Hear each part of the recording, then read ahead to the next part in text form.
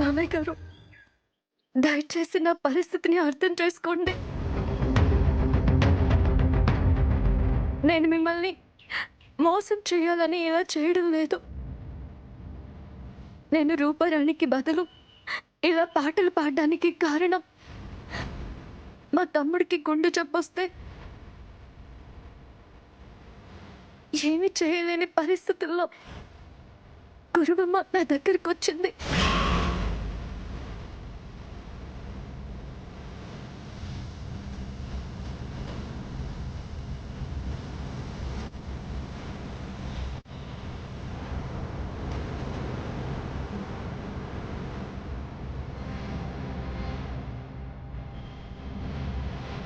అది మామయ్య గారు జరిగింది. అందుకే నేను ఇలా చేయాల్సి వచ్చింది.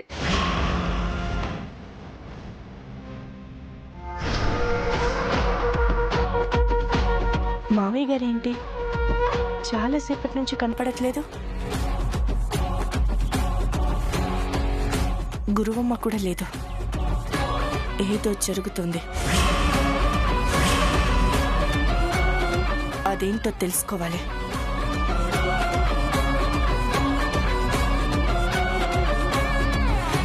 శ్యామ, నువ్వు ఎటువంటి పరిస్థితుల్లో ఇలా చేస్తున్నావు, ఎందుకు ఇలా పాటలు పాడుతున్నావు అనే దాని మీద చర్చించుకోవాల్సింది, నిర్ణయం తీసుకోవాల్సింది ఇక్కడ కాదు, ఇంటి దగ్గర.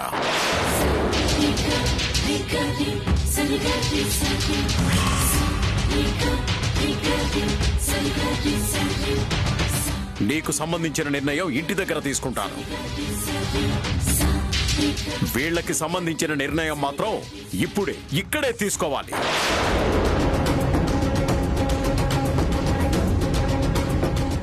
అనారోగ్యంతో ఉన్న అఖిల్ కన్నా రూపారానికి పాట పాడడమే ముఖ్యమనుకొని అఖిల్ బాబుని వదిలేసి పాట పాడడానికి వచ్చి తప్పు చేశావు శ్యామ.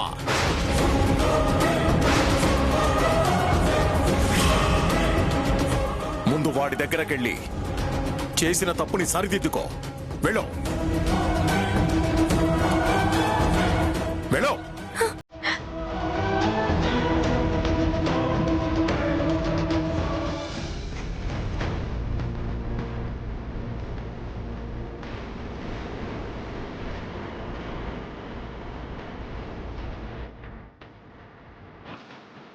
మీరసలు మనుషులేనా? మీకసలు మనసు అనేది ఉందా? అవసరానికి అప్పు ఇచ్చి ఆ అప్పుకి వడ్డీల మీద వడ్డీలు లెక్క కట్టి శ్యామ గొంతుని జీవితాంతం తాకట్టు పెట్టుకుందాం అనుకున్నావా? పారిశ్రామిక రంగంలో కార్మికుల దగ్గర శ్రమ దోపిడీ చేసే పెట్టుబడిదారుల్ని చూశాను. కానీ కళారంగంలో కూడా కళాకారుల దగ్గర ఇలా కళా దోపిడీ చేసే మీలాంటి పెట్టుబడిదారుల్ని ఇప్పుడే చూస్తున్నాను. ఎదుటి వాళ్లలోని కళని దోచుకునే మీలాంటి కళాద్రోహుల్ని ముక్కలు ముక్కలుగా నరికినా కూడా పాపం లేదు. కళ అనేది భగవత్ ప్రసాదం. ఎన్నో జన్మల పుణ్యం ఉంటే గాని కళాకారులుగా పుట్టలేరమ్మా. దైవదత్తంగా రావాల్సిన ఆ కళని ఇలా డబ్బులు పెట్టి కొనుక్కోవాలనుకుంటున్నారా? ఇలా కళని కొనుక్కోవాలని చూసే మీలాంటి వాళ్ళు కొంతకాలం కళాకారులుగా చలామణి అవ్వచ్చు. కానీ ఏదో ఒక రోజు ఆ కళామ తల్లి శాపానికి గురై మాడి మసైపోతారు.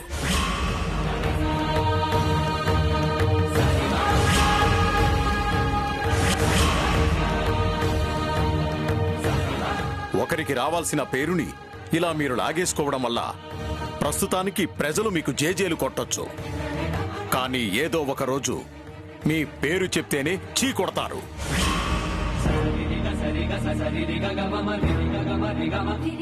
ఇప్పటికైనా బుద్ధి తెచ్చుకొని మనుషులుగా బ్రతకండి. ఇంకోసారి శ్యామతో ఇలా పాడించాలని చూశారో ప్రెస్ మీట్ పెట్టి మీ నాటకం అంతా బయట పెడతాను. రూపారానికి సంగీతం రాదని, తనసలు సింగరే కాదని, శ్యామ పాట లేకపోతే రూపారాణి అనే సింగర్ లేదు అని ప్రెస్ మీట్లో చెప్తాను.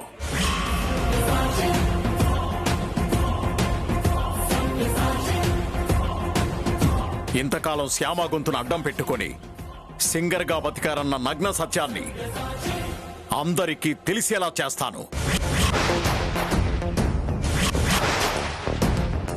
ఇంతకాలంగా ఇంతమంది జనాల్ని, మా కుటుంబాన్ని ఇంతలా మోసం చేసినందుకు మీ మీద చీటింగ్ కేసు పెడతాను. శ్యామాని బ్లాక్మెయిల్ చేసి ఇలా పాడిస్తున్నందుకు బ్లాక్మెయిలింగ్ కేసు కూడా పెడతాను మీ మీద. మీ బ్రతుకుల్ని నడి రోడ్డు మీద పెట్టి మీ నిజ స్వరూపం అందరికీ తెలిసేలా చేస్తాను. జాగ్రత్త.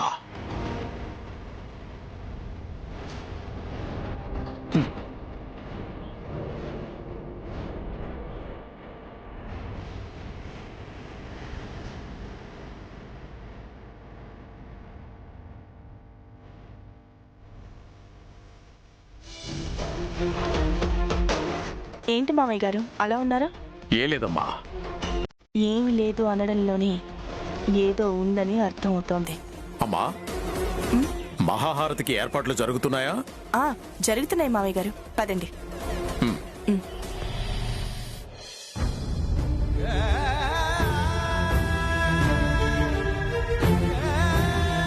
మామయ్య గారికి నా మీద చాలా కోపం వచ్చినట్టుంది. నా విషయంలో ఏ నిర్ణయం తీసుకుంటారో ఏంటో. నా పరిస్థితి అర్థం చేసుకుని నన్ను క్షమిస్తారో, లేక ఆ ఇంటి కోడలిగా ఉండే అర్హత నాకు లేదు అంటారు. మామయ్య గారు ఎటువంటి నిర్ణయం తీసుకున్నా తల వంచడమే తప్ప చేయగలిగిందేమీ లేదు.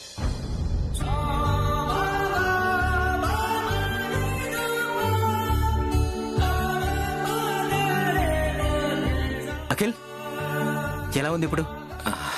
బాగానే ఉందన్నయ్య. శ్యామ ఏది? అదిగో వచ్చేసిందిరా.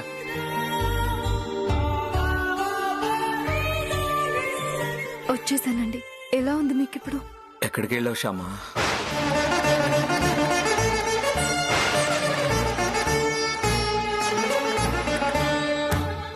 అదే ఏదో పనుందని మమ్మీ పిలిస్తే వెళ్ళింది లేరా.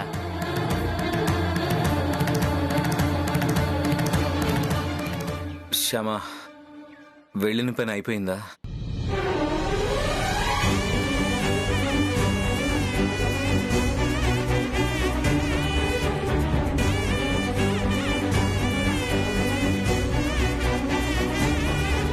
అంటే అది అయిపోయి ఉంటుంది లేరా. అయిపోయింది, అంతా అయిపోయింది. శ్యామ, కాస్త మంచినీళ్ళు ఇవ్వు. అలాగేనండి.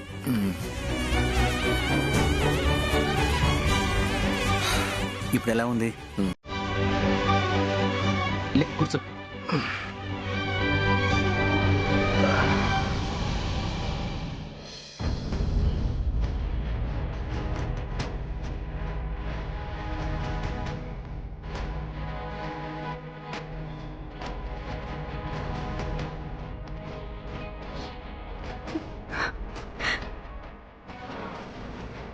రేపటి నుంచి ఇలా మీ పనులు చేసే భాగ్యం నాకు ఉంటుందో లేదో.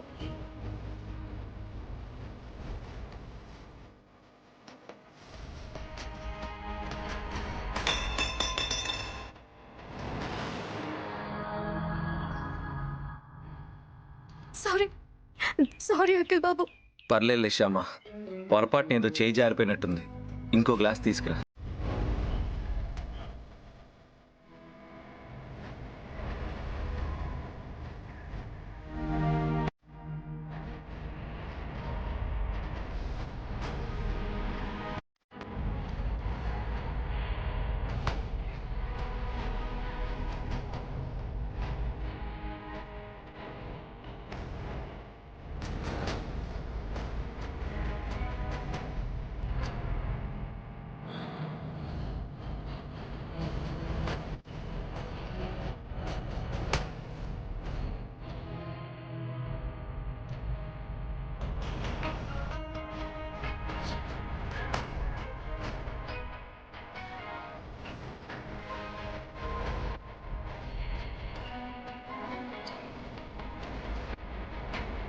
ఏంటి శ్యామ అలా చూస్తున్నావు?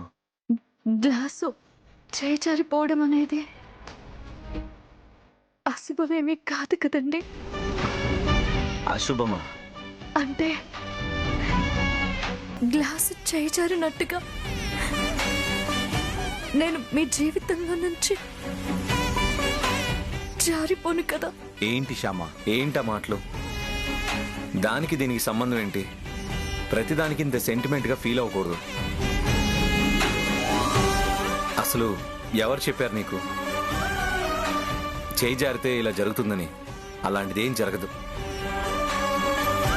ఎవరన్నా చెప్పినా కూడా నువ్వు నమ్మొద్దు, సరేనా?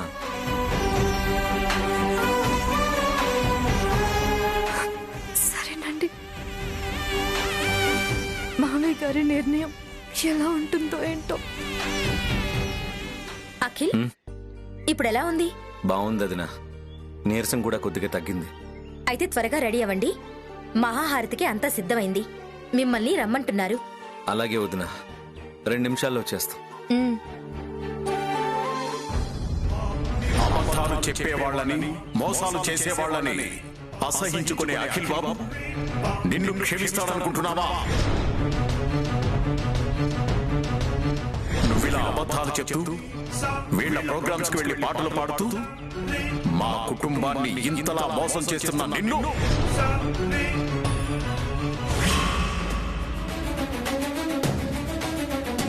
ఇదేంటి మమ్మీ ఇలా దొరికిపోయాం?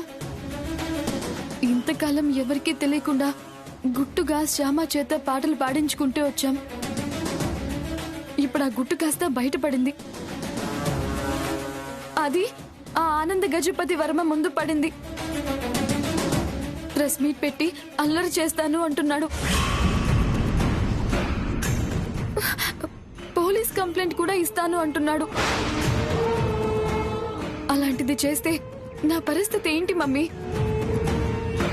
ఇప్పుడిప్పుడే సినిమా సింగర్ గా అవకాశాలు వస్తున్నాయి. ఇప్పుడు ఇలా జరిగిందని తెలిస్తే నా పరిస్థితి ఏంటి? నేను సింగర్ని కాదని, ఇంతకాలం హోస్ట్ సింగర్ మీద బతికానని అందరికీ తెలిసిపోయిందంటే నా కెరీర్ ఏమైపోతుంది మమ్మీ? అలాంటిది ఏమైనా జరిగితే నేను తట్టుకోలేను. ఆత్మహత్య చేసుకుంటాను. చావడం తప్పదు నాకు. ఏంటి మమ్మీ, నేనెంత మొత్తుకుంటున్నా నువ్వేం మాట్లాడవే? ప్రస్తుతం మన చేతుల్లో ఏమీ లేదు. మన జుట్టు ఆ ఆనందవర్మ చేతుల్లో ఉంది. తను ఏ నిర్ణయం తీసుకుంటాడో, ఎలా రియాక్ట్ అవుతాడో చూద్దాం. దాన్ని బట్టి మన నెక్స్ట్ స్టెప్ ఏంటనేది ఆలోచిద్దాం. కానీ ఒక్కటి మాత్రం నిజం రూపారాణి, నా కూతురు కెరీర్ ని నాశనం చేయాలని ఆ వర్మ చూశాడంటే మాత్రం నేనేం చేస్తానో నాకే తెలీదు. నా కూతురు కెరీర్ కన్నా నాకేది ముఖ్యం కాదు. కాబట్టి ఈ విషయం గురించి నువ్వు ఎక్కువ ఆలోచించి మనసు పాడు చేసుకోకు. ప్రస్తుతం మనం మన ఊరు వెళ్ళిపోదాం. తర్వాత వర్మ యాక్షన్ కి తగ్గట్టుగా మన రియాక్షన్ మొదలు పెడదాం. అలాగే మమ్మీ. పద.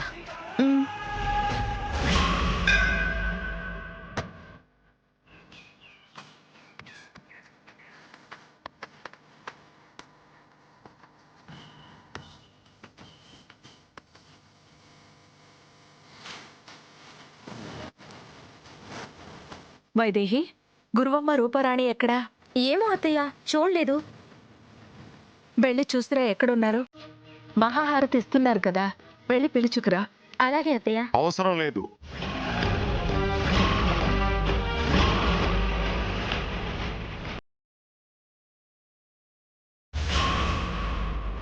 వాళ్ళు మహాహారతికి ఉండాల్సిన అవసరం లేదు. ఉండవలసిన వాళ్ళు ఉన్నారు కదా, చాలు.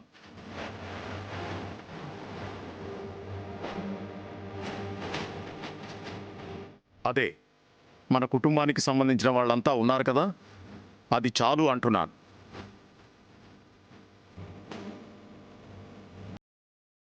అవును, ఉండాల్సిన వాళ్ళు ఉంటారు, వెళ్ళాల్సిన వాళ్ళు వెళ్ళిపోతారు.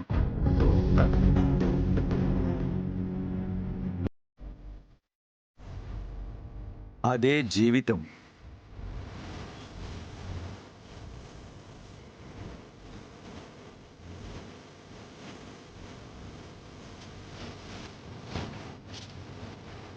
ఇక్కడికి వచ్చిన దగ్గర నుంచి శ్యామకి గురువమ్మ వాళ్ళకి మావయ్య గారికి మధ్య ఏదో జరుగుతుంది, కానీ అదేంటో తెలియడం లేదు.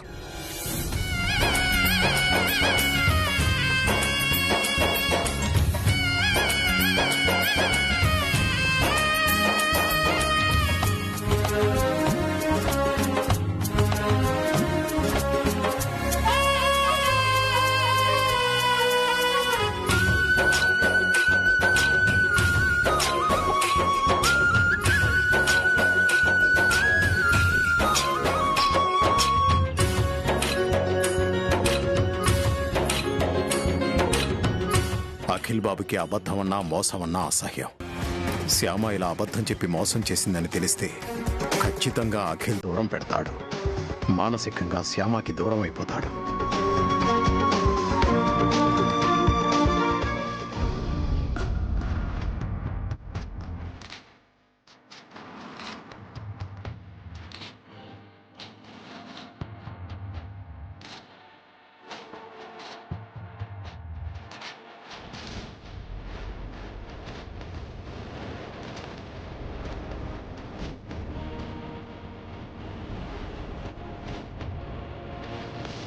గురువు గారు, నేను పాటల విషయంలో ఎవరిని మోసం చేయాలని అలా చేయలేదు. తప్పనిసరి పరిస్థితుల్లో చేశాను. ఆ విషయం మావయ్య గారికి అర్థమయ్యేలా ఆశీర్వదించండి.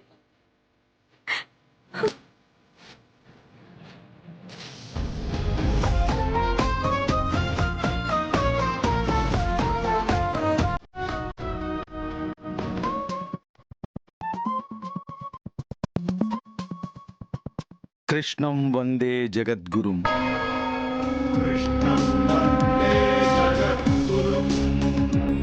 జగద్గురువైన ఆ కన్నయ్య పాదాలే అందరికీ రక్ష. ఎంత కష్టం వచ్చినా, ఎన్ని బాధలొచ్చినా ఆ పాదాలని వదలద్దు.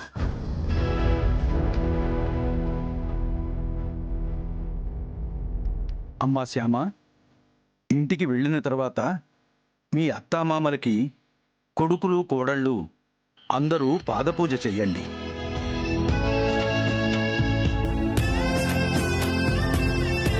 దాంతో వంశవృక్ష పూజా కార్యక్రమం పూర్తవుతుంది. అలాగే గురువు గారు. ఆనందవర్మ, వంశవృక్ష పూజ చక్కగా జరిగింది. నీ ప్రతి ఆలోచన, నీ ప్రతి నిర్ణయం నిర్విఘ్నంగా నీ వంశవృద్ధి జరిగేలా ఉండాలి.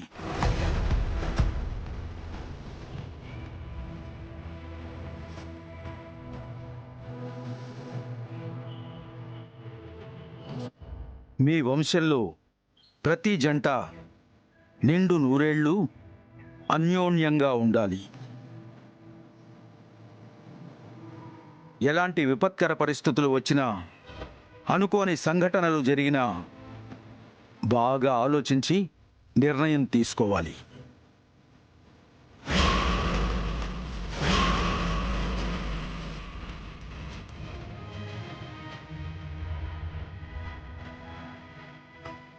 ఆ నిర్ణయమే మీ వంశాభివృద్ధికి హేతువు కావాలి.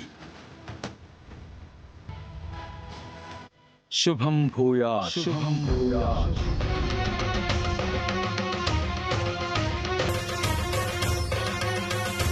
ఓం నమో నారాయణాయ. ఓం నమో నారాయణాయ. ఏంటండి, గురువుగారు అలా ఆశీర్వదించారేంటి? నాకేం అర్థం కావడం లేదు. మనకి అర్థం కాకున్నా అర్థవంతంగా దీవించారు గురువుగారు.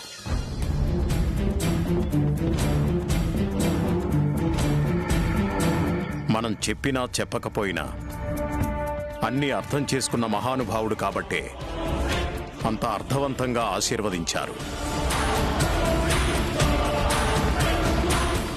ఇంటి పెద్దగా నా నిర్ణయం మీదే మన ఇంటి భవిష్యత్తు ఆధారపడి ఉంటుంది.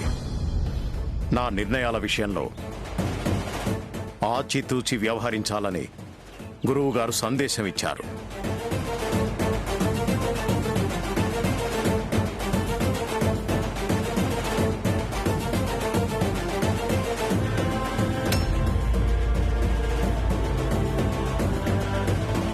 చూద్దాం ఏం జరుగుతుందో.